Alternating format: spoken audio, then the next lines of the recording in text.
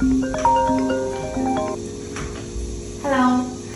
Hello. My customer from Middle East and who is making wall paints. What machine should we recommend him? It's a cake.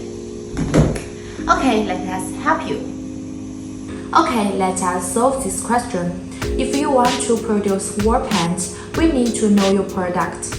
Is it exterior paint or interior paint? If you want to produce exterior paint, because its requirements is no tie, so for the pre-mixing part, we only to use our dispersing machine like our FDG model. It is easy to clean and easy to operate it.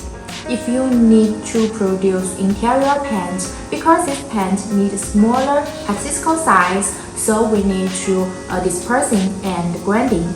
Like the dispersing, you should use our FDG model as I mentioned before, and the grinding part you can use our FWE sand mill. It can grind like the 15 micron. Now I think you should know how to choose the machines you need.